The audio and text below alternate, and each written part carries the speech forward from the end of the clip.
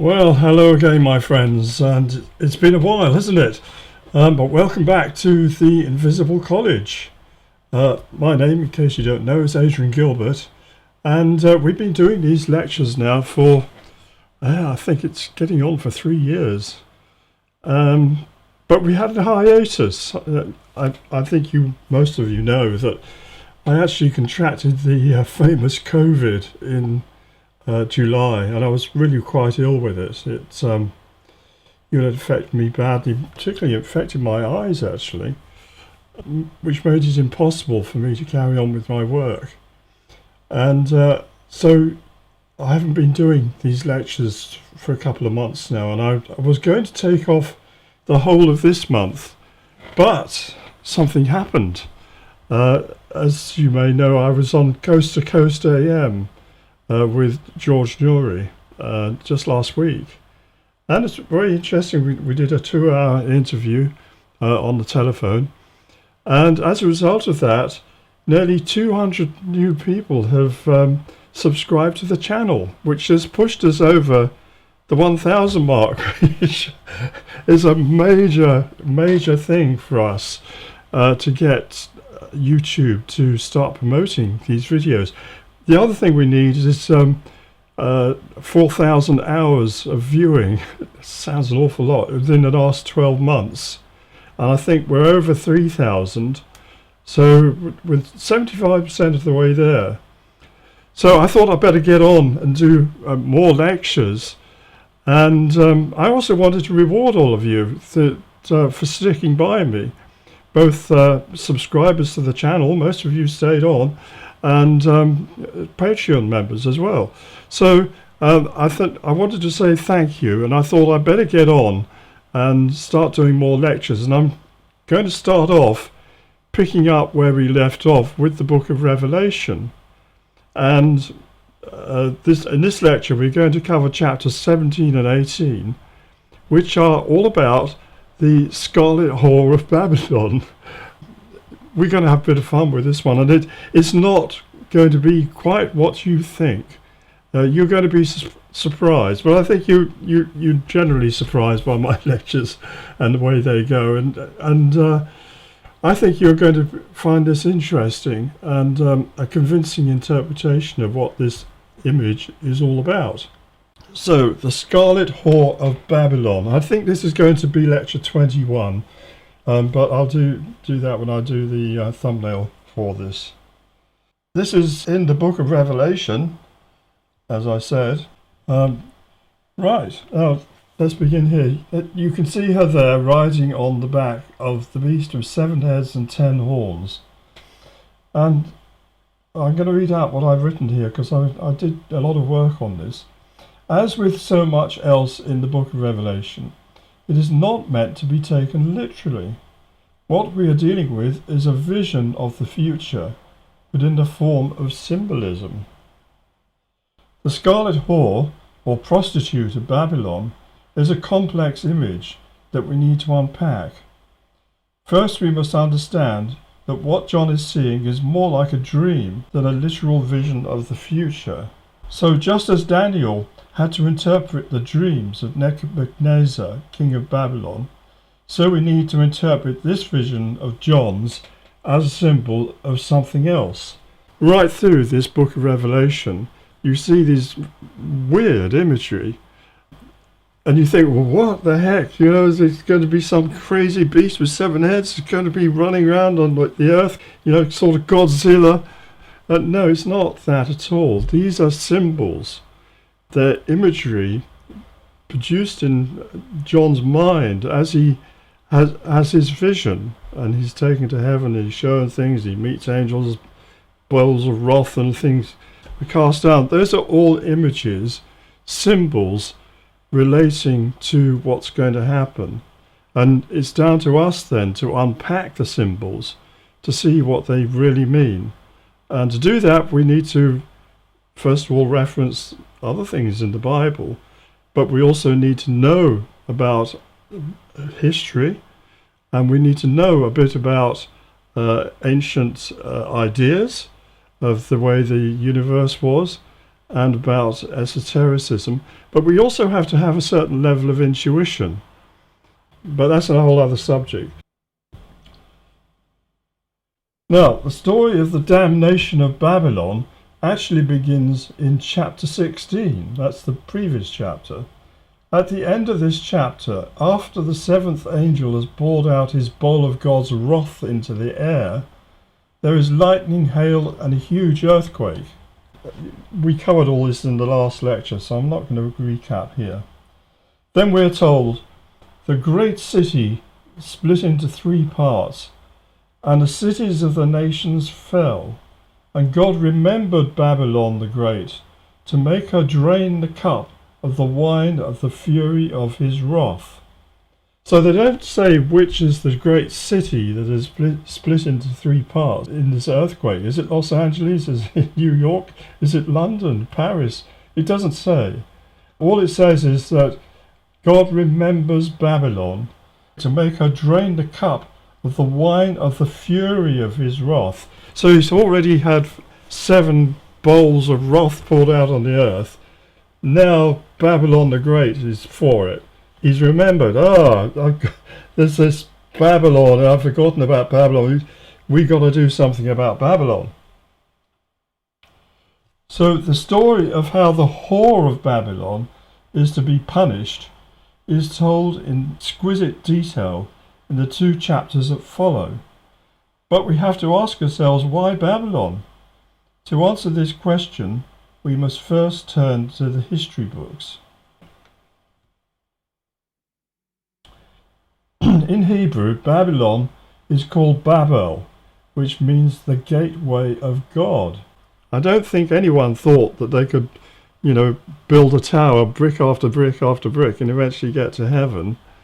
If they did manage to get high enough, they would find there's no air there to breathe, and they wouldn't like it very much. It's actually a symbol, an image about man's striving of himself by his own means, without God's help, to get to heaven. And he doesn't like this. He says, I don't want them doing this. So to stop them, he makes it so that they can't understand what each other are saying. Instead of one language, they can have many languages. As they could not communicate with one another, they abandoned the tower and instead formed different nations to spread all over the earth. So we're given to understand that this was that he wanted the earth to be filled with people. So we're going to look at the actual history of Babylon now. The story properly arose because Babylon was once the largest and most powerful city in all the world. It was a huge city, the first to have a population over 1 million. Its walls were so wide that you could drive a chariot on top of them. There were gardens in profusion, and it was dominated by a huge ziggurat or sacred tower. This was dedicated to Marduk. It was probably the ziggurat, higher than any building in Jerusalem, that gave rise to the Tower of Babel story. Not only that, Babylon itself was a multi-ethnic city with people speaking numerous languages. Babylon straddled the river Euphrates in Mesopotamia. The country was so named because it lay between, that's Mesopotamia, it lay between 2 great rivers. Meso means between, Potamia equals rivers in Greek. So Mesopotamia is in between the 2 rivers, the Tigris and Euphrates. The rivers, the Tigris and Euphrates, flow down from what is now eastern Turkey. Embracing Mesopotamia, they join together just above the Persian Gulf. These days Mesopotamia is mostly desert, but in ancient times it was crisscrossed with canals that irrigated the fertile land. The soil was rich and productive, and therefore able to support a large population. There were many cities, some predating Babylon itself. Babylon had two periods of florescence, that's flowering. The first, the Old Kingdom, was between the 19th and 15th centuries BC, and the second, the New Kingdom, during the 7th and 6th centuries BC. So there's quite a gap between those two. Between these two time periods, Babylonia, which is southern Iraq, was dominated by the Assyrian Empire. This lay to the north, mostly in Kurdistan. So you had the Assyrian Empire growth and florescence in between those two periods of Babylonia. Babylon re-enters the Bible narrative during the New Kingdom between 612 to 609 BC. That's when it starts. At that time, the Assyrian Empire fell to a coalition of Babylonians and Medes. So they defeated the Assyrians, sacked their cities, and Babylon rose from the ashes and took over control. And the vacuum left by Assyria enabled a new Babylonian empire to emerge, ruled by a new dynasty of kings. Almost immediately it set about the conquest of the surrounding smaller countries that had previously been satellites of Assyria. One of these was Judea, or at least the part of it around Jerusalem, which had not been sacked and depopulated by the Assyrians. Right, the Assyrians, they sacked and depopulated a large part of Israel which wasn't in Judea or Judah. The kingdom had become divided in two. We'll talk about that a little later. And they've also sacked most of Judah or Judea as well, these other cities, but they didn't take Jerusalem. 3 major deportations of the Jews from Jerusalem to Babylon took place. The first was in 605 BC. I think that's the right date. It might be a year or two different from that. The second in 597 BC, and the third in 586 BC. So there were 3 stages of depopulation. And in the beginning, the Babylonians took away the royal princes, most of them, the aristocracy, the artisans. In other words, the top strata of society. They left the peasants behind. And I think part of that was because Babylon was itself growing fast, and they needed these skilled people to help them grow their own city. It wasn't so much they wanted to take these people into slavery. They weren't going to be planting date palms out in the sweltering sun. They wanted them to be running their new empire. And that's how we meet them in the book of Daniel. Now, Daniel and his friends are treated very well by the king. They can sit at his table and eat his food. They're going to be educated in the language and the customs of the Babylonians.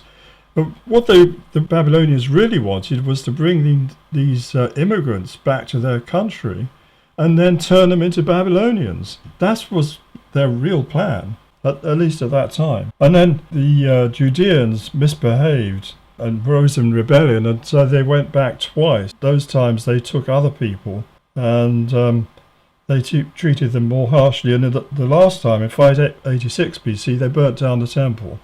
So the last deportation took place after the Babylonians ransacked and destroyed the Temple of Solomon.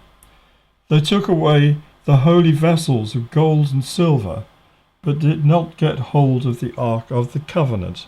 That nobody knows where that went to. I believe it's still buried in Jerusalem. In chapter 16, we're told that God remembered Babylon the Great to make her drain the cup of the wine of his wrath. Now, why would he want to do that? Why the image of a cup and the wine of his wrath? This is most likely an allusion to the events recorded in the book of Daniel.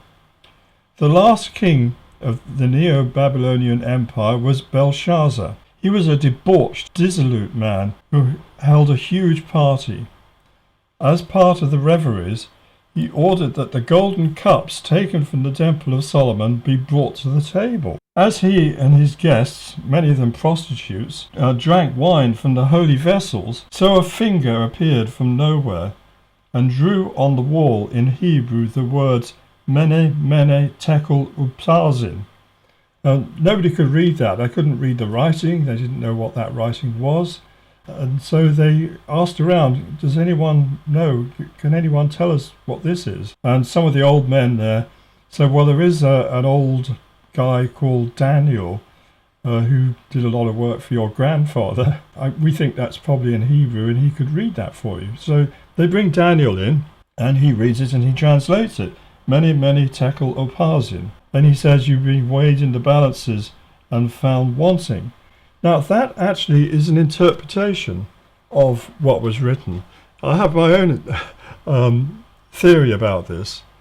Mene, I would see as talking about a weight, a measure called a minna.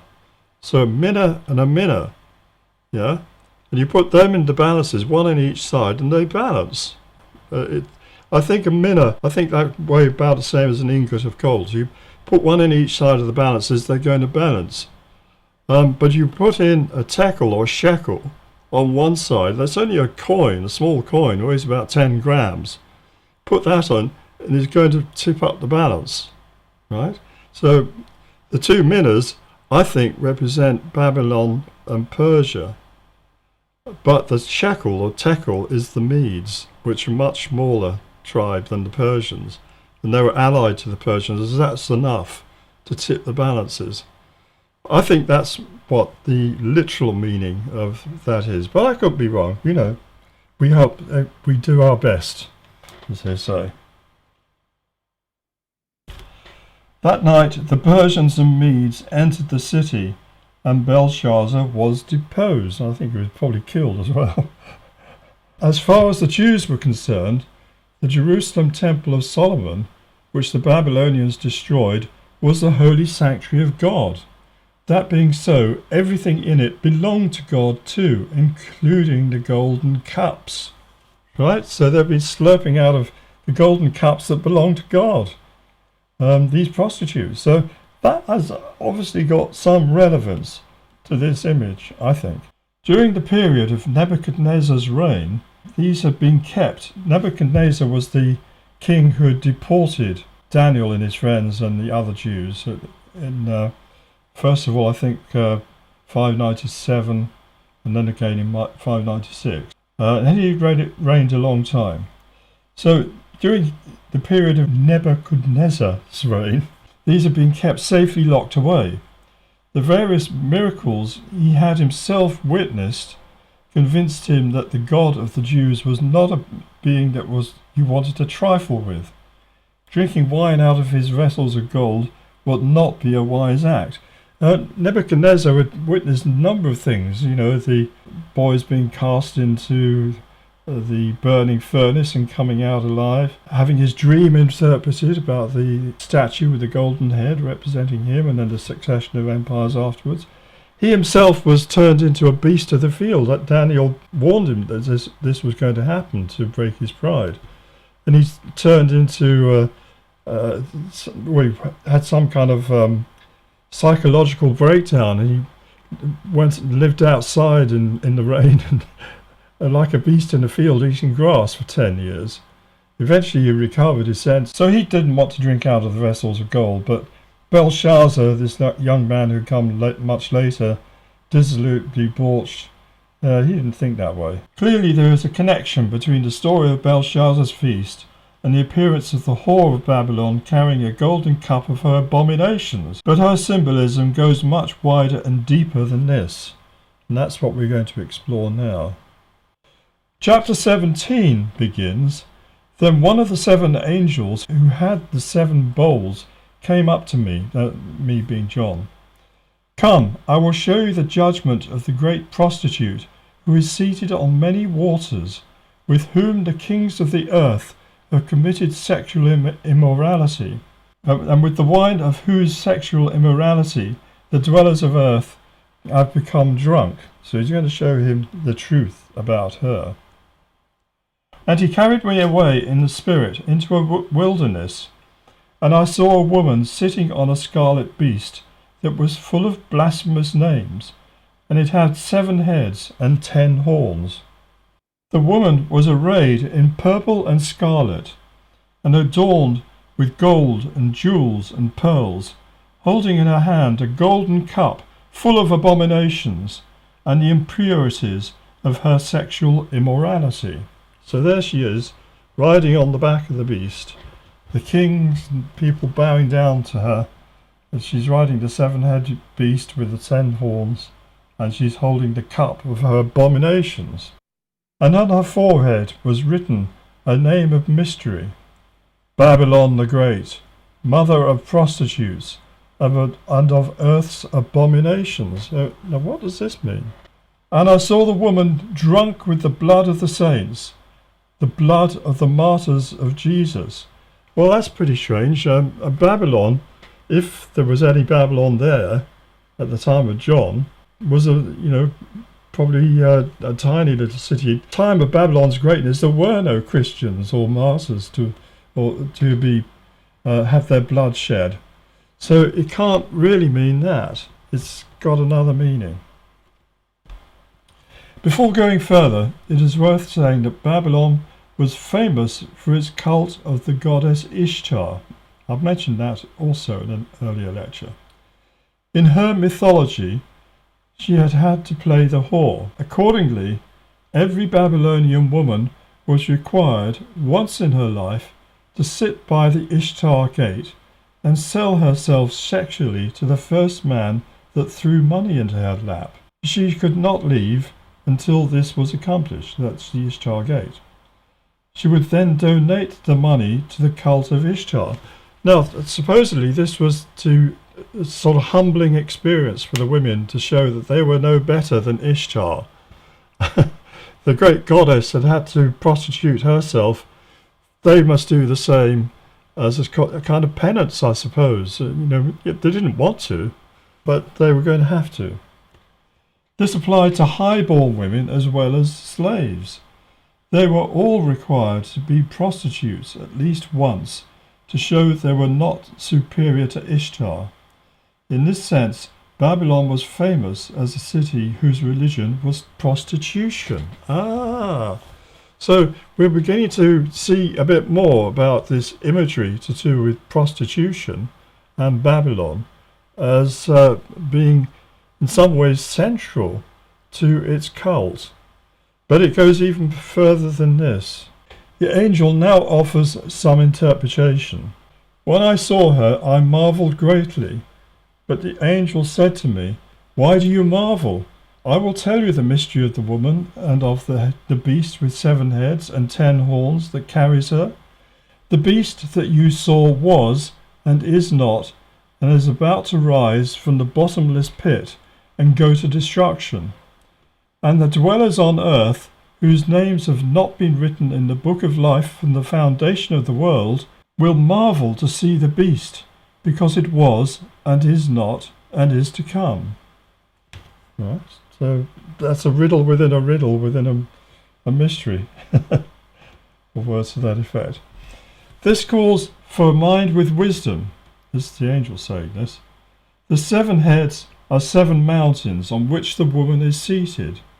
They are also 7 kings, 5 of whom have fallen. One is, the other has not yet come, and when he does come, he must remain only a little while. As for the beast that was and is not, it is an 8th, but it belongs to the 7, and it goes to destruction.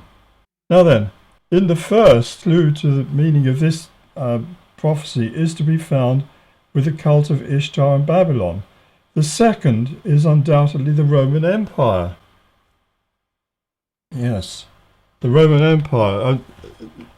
John knew all about the Roman Empire.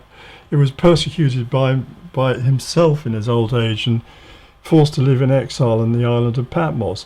Interestingly, he was the only one of the 12 apostles that lived to die a normal death. He wasn't martyred, and he lived to be a very old man.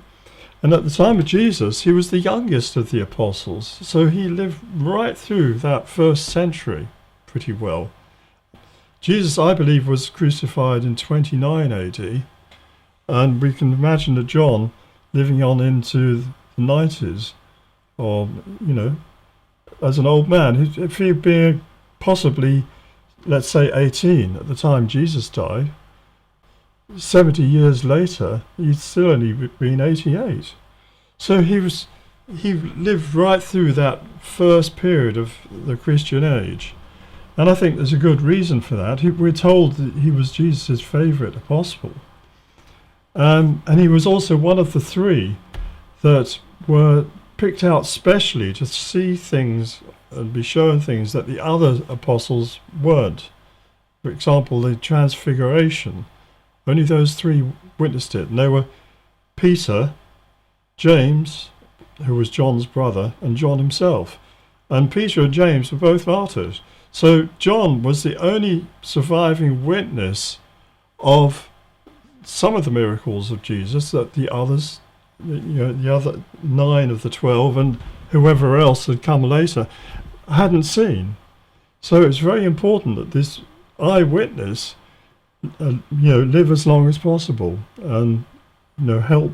He could tell people things that nobody else could in those later years because he was the last survivor. So, Roman Empire, yes. In the book of Daniel, which is in many ways the prequel to John's Revelation, you should read those books together, really. Read Daniel first and then read the Revelation. It make more sense to you. I've also done 3 lectures on Daniel. You'll find them on YouTube. So I recommend you watch those as well. Anyway, in the book of Daniel, which is in many ways the prequel to John's Revelation, we read of Daniel's vision of 4 beasts. They represent 4 successive empires: the Babylonian, the Medo-Persian, the Greek, and finally the Roman Empire. I'm not going to talk about all 4, but the Roman Empire, this last, is a terrifying beast with 10 horns. It has teeth of iron and roots up and destroys everything in its way. So again, we got 10 horns. We've only got 1 head, but we got 10 horns in this beast. The whore is robed in red, and that was commonly worn by the Roman military. They dressed in red. And purple. Well, purple was the colour reserved for the Roman emperors. Right? So she's wearing Roman cloth and imperial cloth. Moreover, the 7 heads are said to represent 7 hills, and Rome itself famously sits on 7 hills. So, in one sense, we can see that this beast must represent something to do with the Roman Empire. And she, of course, is also wearing the jewels and the pearls and richly adorned. So she's like an empress, ruler of the Roman Empire, you might think, in a way. Now, this has led some Protestant interpreters of scriptures to see the whore of Babylon as being the Roman Catholic Church.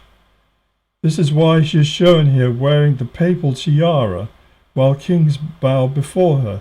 I say that because the Roman Catholic Church, of course, has its headquarters in Rome. That's where the Pope has his palace, the Vatican. And the Roman Catholic Church took on certain accoutrements of the Roman Empire in terms of its structure to run the different parishes and so on.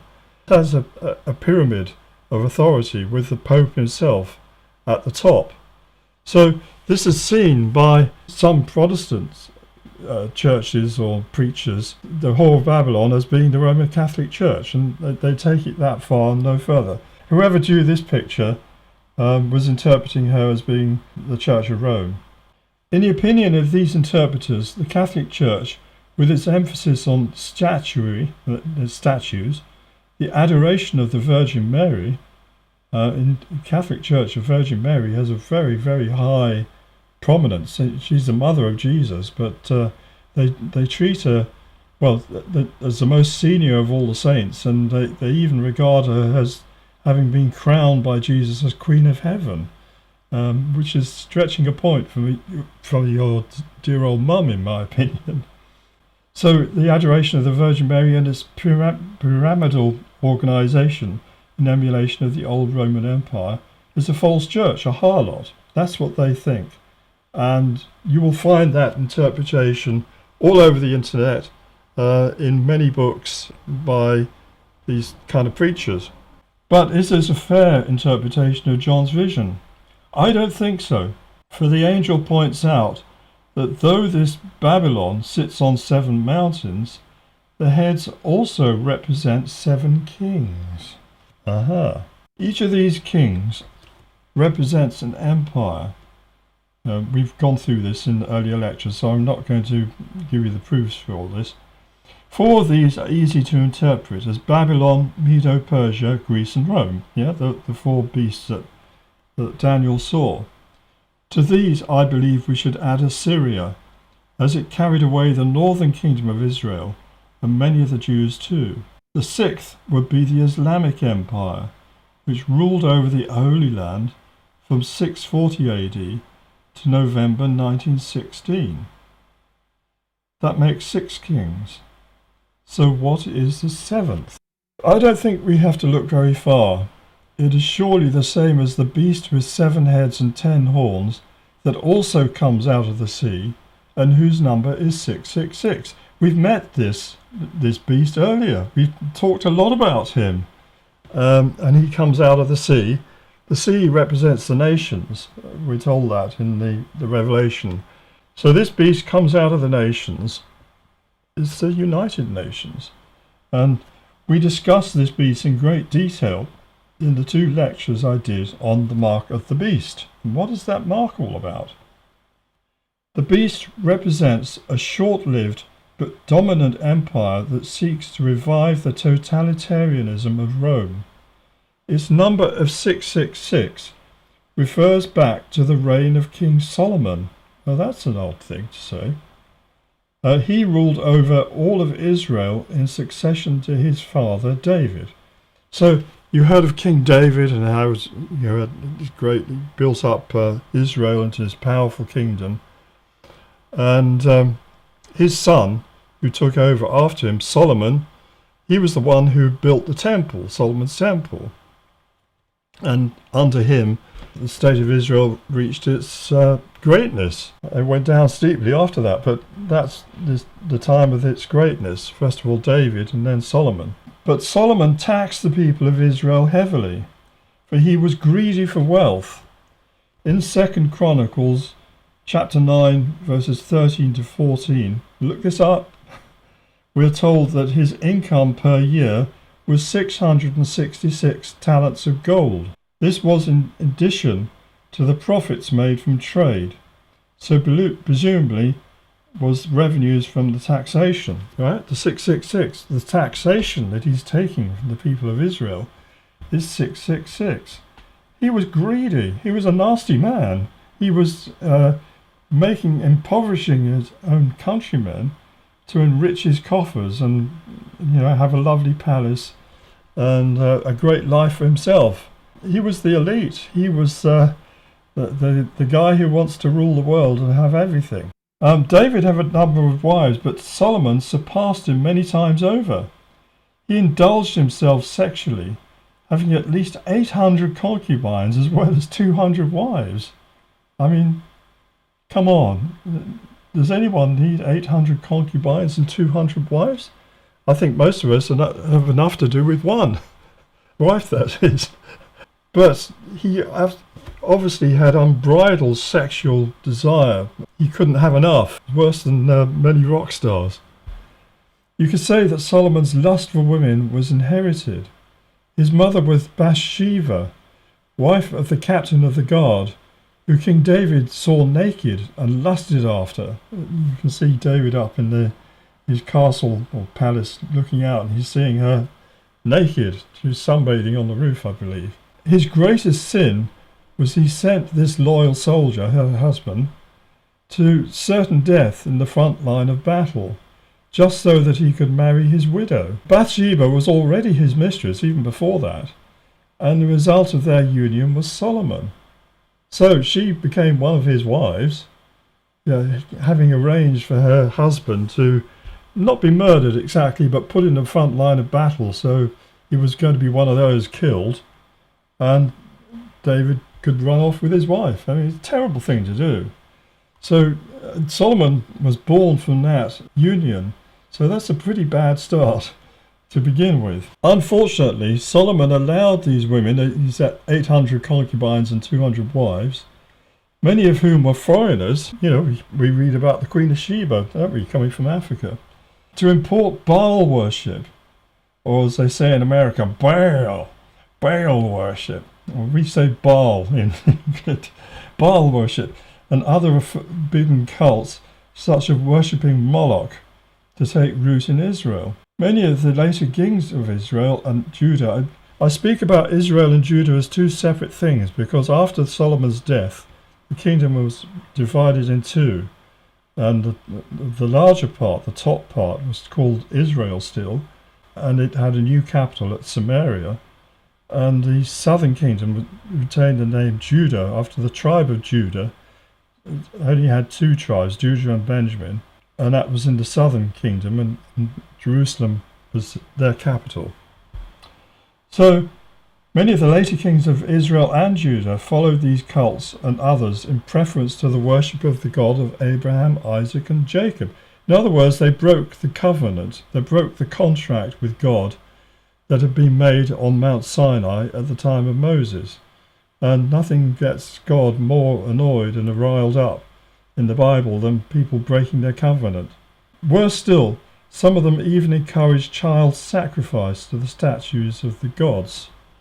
That's what you can see going on there. In the later times, just before the Babylonians came to Jerusalem and carried the people away, they were doing this sort of thing, sacrificing children to Moloch. Absolute outrage. If you read through the Bible, chasing after other gods is referred to often as fornication. A word whose true meaning is having sex with a whore. Porne in Greek. So I'll just take a couple of words here. In modern parlance, fornication simply means having sex outside of marriage. Right? So boy and a girl, 16, meet, they maybe get, behind the bicycle sheds and, we would call that fornication. But that's not really a correct use of that word. The Greek word porne means a whore, a prostitute.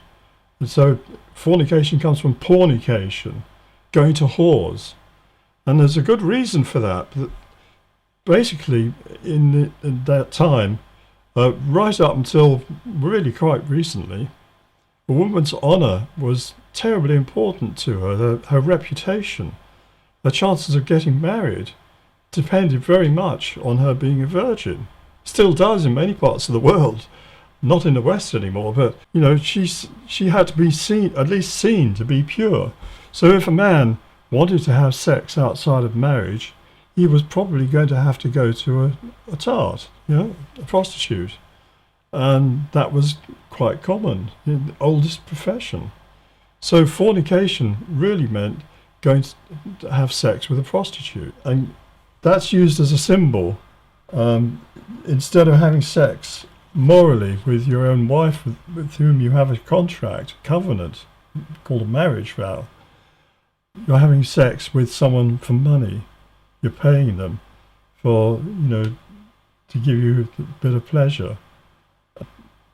And that's a very bad symbol within this context. Thus, fornication or whoring is used as a metaphor for worshipping, which is to say entering into an intimate relation with false gods and goddesses. It does not necessarily mean actually having sex with a temple prostitute or anyone else. So that's very important to understand this in the terms of the Bible, in terms of the way it's written and the prophecies within it. Fornication, going to a whore, prostitution, is used as a metaphor for worshipping false gods, entering into a kind of a relationship with these false gods outside of the marriage of the nation to the true God. That's how it's presented in the Bible, and we're going to look at some examples of that now. There are many examples in the Bible of prostitution as a metaphor for chasing after false gods. So we read here, "Then this people," that's the Israelites, "will rise and whore after foreign gods in the land that they are entering." That's Canaan at that time. That's in Deuteronomy 31. "Yet they did not listen to their judges, For they whored after other gods and bowed down to them. It's Book of Judges, chapter 2. How the faithful city Jerusalem has become a whore, she who was full of justice. That's in Prophet Isaiah, chapter 1. You have polluted the land with your vile whoredom, Jeremiah 3. Faithless one, Israel, how she went up on every high hill and under every green tree, and there played the whore. That's Jeremiah chapter 3. This is put even more directly in Ezekiel. He was one of the prophets during the Babylonian captivity. Son of man, there were two women, the daughters of one mother. They played the whore in Egypt. They played the whore in their youth. There their breasts were pressed, and their virgin bosoms handled. Ohala was the name of the elder, and Oholiba the name of her sister. They became mine, i.e. God's, and they bore sons and daughters. As for their names, Ohala is Samaria, and that's the former capital of Israel, the northern kingdom. And that's shown in blue on this map, and you can see just under Israel a star, Samaria. That's where the capital was of northern Israel, the 10 tribes of Israel. And Oholiba is Jerusalem, right? So the younger daughter, because the kingdom of Judah was carried away later, it survived longer. It's shown there. So that's in Ezekiel. I put ED, it's EZE it should be. 28, chapter 28. With these quotes and others, we see the prophet reproaching the Israelites after Solomon split into two kingdoms for their whoring after foreign gods, right? They had, one had King Rehoboam and the other Jeroboam, and I forget which was which, king of which part. This, according to the Bible, is what brought about their downfall and expulsion from the promised land. First, the northern kingdom of Israel, which was taken into captivity by the Assyrians. Then Judah, which was partly taken along with the other Israelites by the Assyrians, leaving just Jerusalem to be sacked and taken captive by the Babylonians, right? So they are punished for their whoring after other gods. I think this is pretty clear when you read the Bible and you understand that this is being used as a metaphor for establishing relationships, intimate relationships, outside of your marriage with a false god or gods. Willful harlotry by the people of Israel and Judah as they worshipped foreign gods is one thing, but it doesn't explain the complex symbol of the whore of Babylon riding the seven-headed beast. This needs further explanation. Now, whores in general do not wait for their customers to come to them. They go out and actively solicit for trade. To this end, they dress provocatively, put on lots of makeup and walk the streets. Their aim is to awaken desire in the men they encounter, who may not have even been contemplating the idea of having sex with anyone else but their wife or girlfriend. So they deliberately seek to stir up sexual desire in men so that they will have sex with them and pay them. Right? That is what prostitution is all about. It's not just about men seeking prostitutes. It works both ways. They're actually actively soliciting trade. The woman was arrayed in purple and scarlet and adorned with gold and jewels and pearls, holding in her hand a golden cup full of the abominations and the impurities of her sexual immorality. That's what it says in Revelation 17:4. So clearly she is rich. You could call her a high-class courtesan, you could say, and not just a street hooker. So what are her impurities? Yeah, we've been talking about all these impurities in her cup. And, what could that be? She hasn't weed in it or anything. What are these impurities that she's carrying in her cup that she's polluting them with? To understand this, I think we have to go right back to the first mention of Babel or Babylon in the book of Genesis. Here we're told of a scheme by the survivors of the Great Flood to build a tower so high that it reached to heaven. This also, of course, is really a symbol. Building the tower is a metaphor for the origins of what we would today call science and technology. Science seeks to uncover the secret workings of nature. Technology is how we exploit that knowledge for our own perceived benefit. I'll just say a couple of words there. I studied science at university, and I know a fair bit of science. But the whole thing about science is you theorize, you make hypotheses about something, and then you conduct experiments to test your theory. You try to disprove your hypothesis. And if you can't disprove it, you understand that there's some kind of law, that there's some kind of truth here that you've uncovered. And that becomes one of the laws of nature, of laws of science. You're trying to uncover the laws of nature. But every now and then, your scientific theory, your whole paradigm can be shaken and thrown down. And a very good example of that was when Copernicus wrote his book concerning the orbits of the spheres. I think that was published in 1534, if my memory serves you correctly. And he published it on his deathbed, right? He knew this was going to cause trouble, and he didn't want to be around when the what's-it hit the fan, so to speak. And it certainly did cause trouble. Giordano Bruno, who had been teaching this and other things about, were there other planets around other stars, were they just suns? He got burnt at the stake in 1600. And in 1634, I think it is, Galileo, the most famous scientist in the world, was put under house arrest for teaching this. But eventually they had to accept that this is the truth. And there are other truths that were unpalatable that they had to swallow. So that was a big paradigm shift.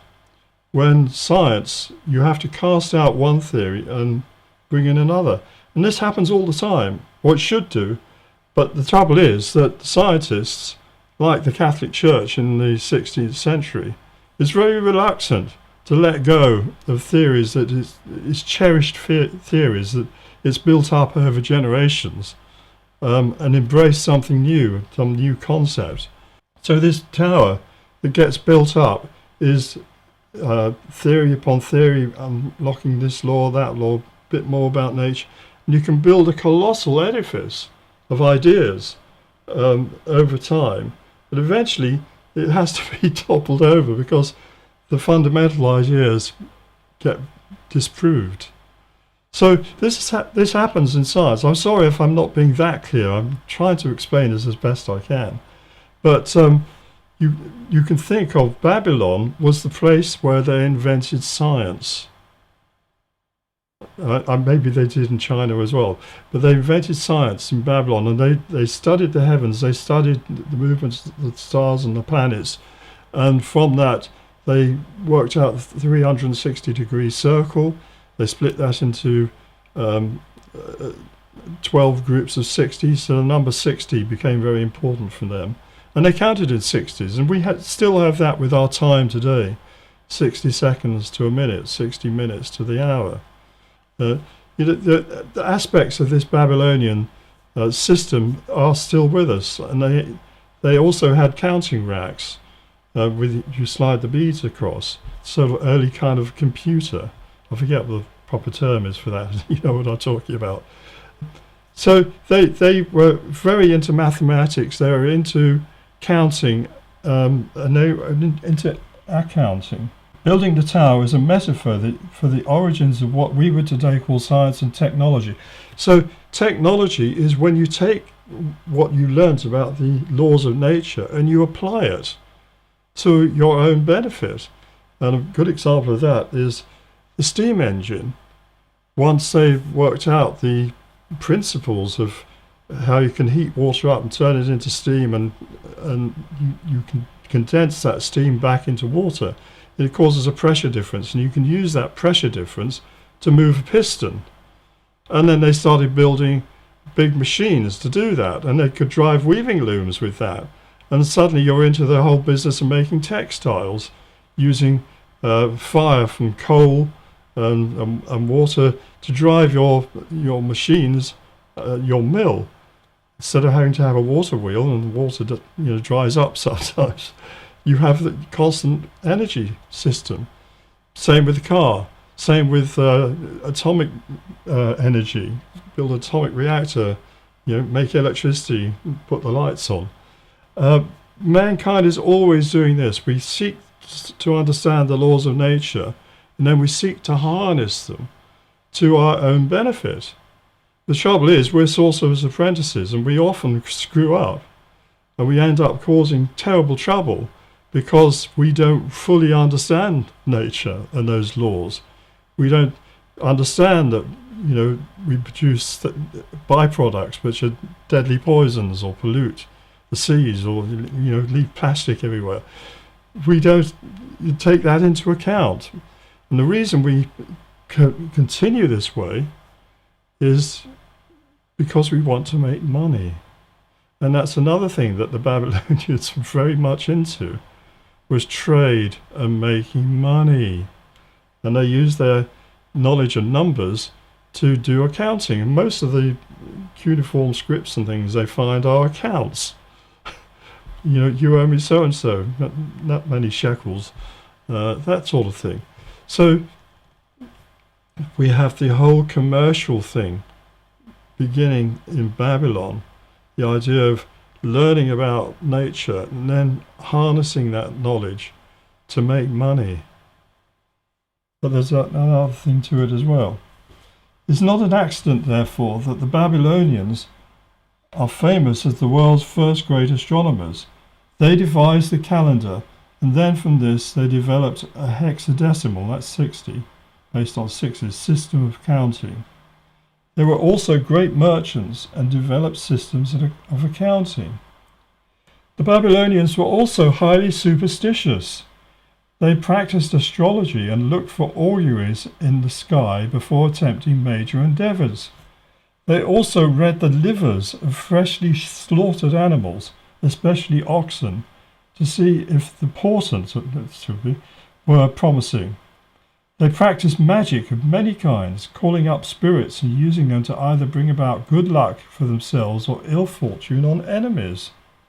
And there you can see a Babylonian clay model of a liver.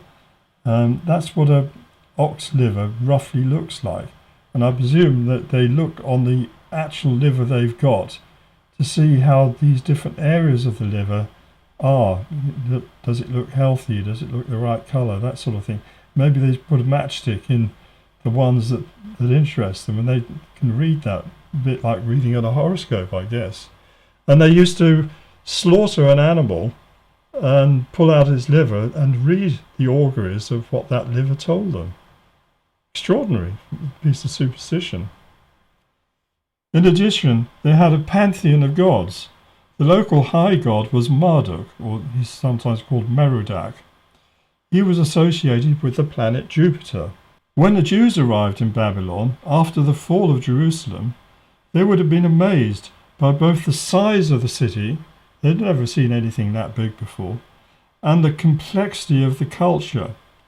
It would have been like coming to New York or Los Angeles for the first time, when all you have known as a small town in Africa or Central America. I'm thinking of all the immigrants pouring into America at the moment. And they go to one of America's big cities and they must be amazed at what they see.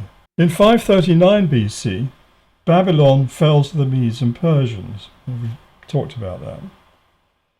Soon after, King Cyrus of Persia issued a proclamation allowing the Jews to return to Jerusalem to rebuild their temple. Clearly he had heard of the events surrounding Belshazzar's feast and didn't want anything like that to happen to him.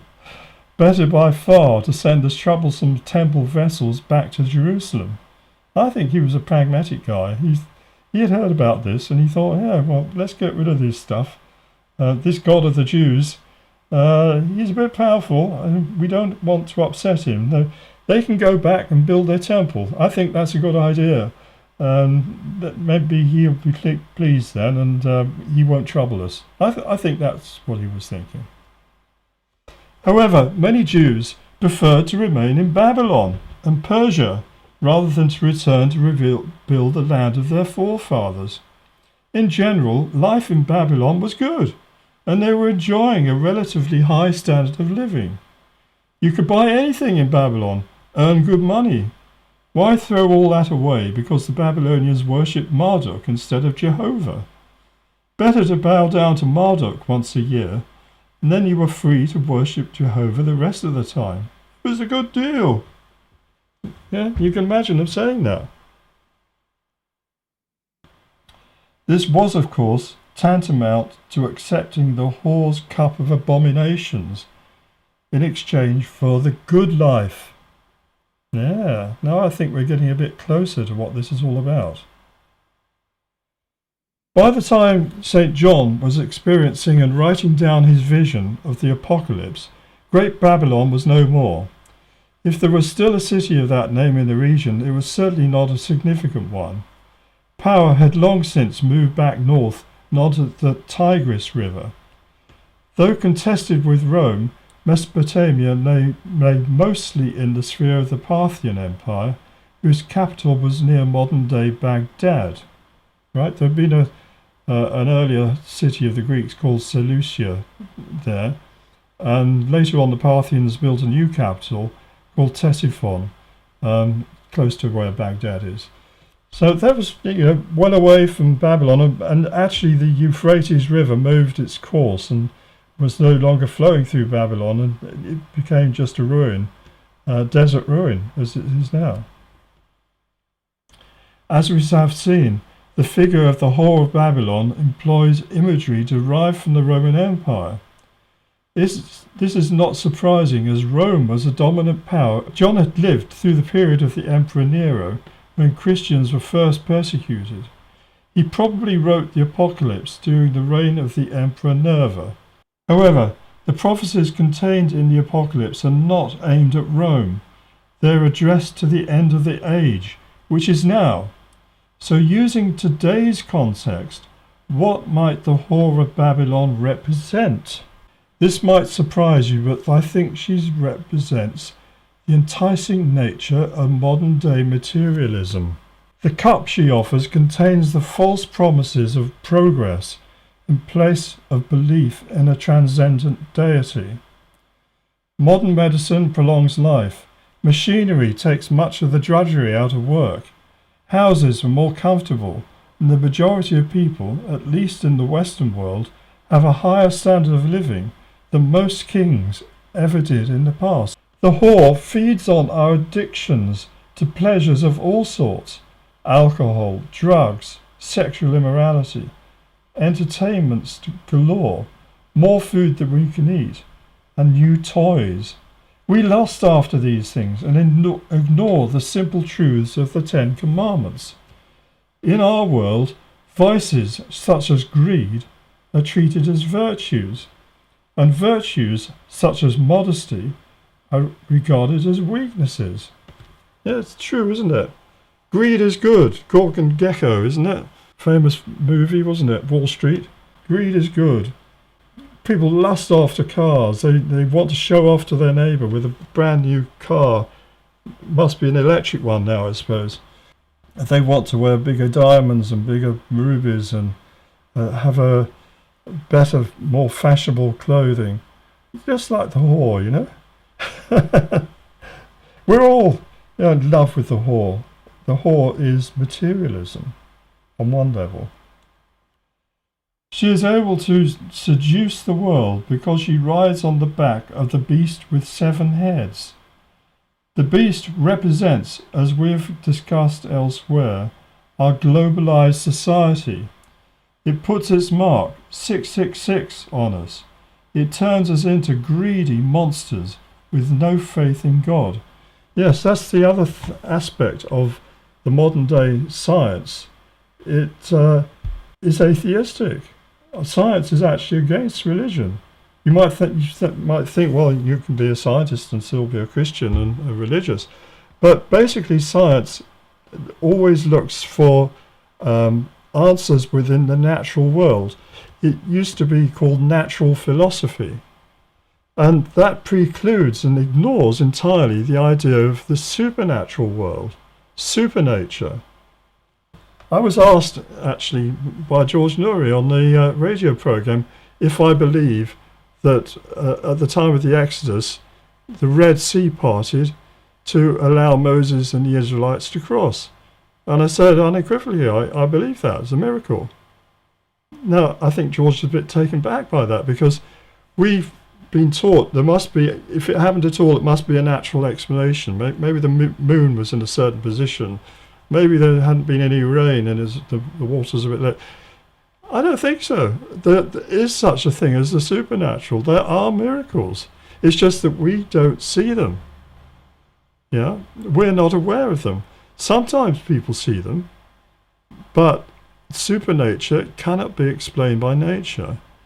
You know, Jesus did many miracles. If you're going to believe in Jesus, you need to believe that multiplication of the fish and loaves, casting out demons, raising people from the dead, raising himself from the dead. These are essential beliefs for the Christian. If you don't believe those things, you're not a Christian. Simple as that. And science says don't believe anything that you can't see and measure and look at. Actually, science does this all the time. But I'm not going to go down that. We'll talk about that later when we talk about the electric universe. But that is not all. Babylon, you'll remember, is where in the book of Genesis mankind first tried to build a huge tower that would reach up to heaven itself. This too is a symbol. The tower represents the development of science as a means of obtaining hidden knowledge. With that knowledge, but without God's help or their own self-development, they thought they could escape the prison that is the earth. In other words, we can interpret this myth as an attempted jailbreak. Yeah, they wanted to get off the earth. It didn't work out, and instead mankind separated into different tribes and nations and set about colonizing the entire earth. That process has now run its course. There is virtually nowhere left in earth that is not already settled with humans. True, isn't it? But there is more. Isn't it interesting that Elon Musk, allegedly the world's richest man, has set up his company SpaceX with the express purpose of taking mankind off planet? Now, before I go on with this, I just want to say, I've nothing against SpaceX. Actually, I'm intrigued by Musk and SpaceX and his achievements already to have created returnable rockets. You see one of those big boosters come back and land bang on the concrete plinth, and it comes back, or on a ship, the flat-bottomed ship out in the middle of the Atlantic, and it comes right back and lands exactly. That's a pretty amazing, isn't it? And he's put so many satellites into orbit, launching the internet and a new form of internet that way, and many other satellites. And now he's building this giant spaceship. I'm intrigued, and I do follow what he's doing, but I don't necessarily think it's the right thing. He already has an operational space capsule to take astronauts to and from the International Space Station. But why is this called a dragon?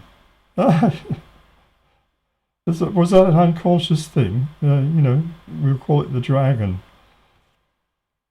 I don't know. Now he is building a fleet of huge spaceships with the aim of building a self-sustaining colony on Mars. Is this simply a surreal coincidence?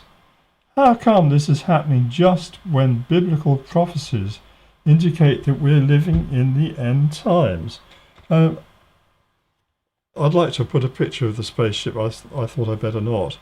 But this spaceship he's building, Boca Chica in southern Texas, right next to the Mexican border and Gulf of Mexico, huge, bigger even than the Apollo, and massive, great booster. And his aim is to bring the booster back down, and he's got a launching tower, and it's got big arms. It's going to catch this thing and bring it back so it can be refilled. You know, like taking your car to the petrol station, or you say in America, the gas station, and fill it up. You know, fill her up, will you? And then bring the spaceship itself can come down, and that also can land and be put back on top of the booster and filled up, and you launch it again, maybe the next day even. I mean, I found that absolutely extraordinary. And of course it cuts the price of space travel enormously if you're not throwing away your spaceship every time you launch it. And he's planning to build, I think, 100, or maybe it would be more than 100 of these, 1,000, to launch to Mars, to start a Mars colony. He wants to build a new city on Mars, a space city on Mars, which means they've got to take all the stuff they need from Earth. They're going to have to build some kind of domes, I suppose, to grow things, their food. They're going to have all sorts of equipment for recycling water, air. They're going to have to bring enough oxygen with them, or make it out of rocks or something. But be able to recycle that. They're all going to, if you go outside, you're going to have to be wearing a spacesuit. The atmosphere is only 1% of Earth's atmospheric pressure, and it's mostly carbon dioxide. So you can't breathe that, you would die. So you've got to have, it's going to be like living underwater at the bottom of the Pacific Ocean. You know, you're living in a city which is a separate environment from everything around it, and if you venture outside, you've got to do it in a spacesuit, or equivalent of a diving suit.